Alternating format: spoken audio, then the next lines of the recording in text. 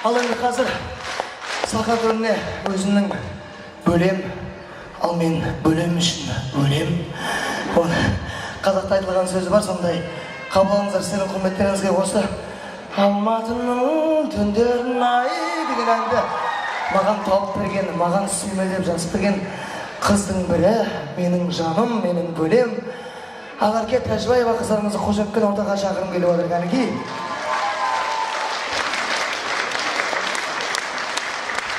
Қош еткен.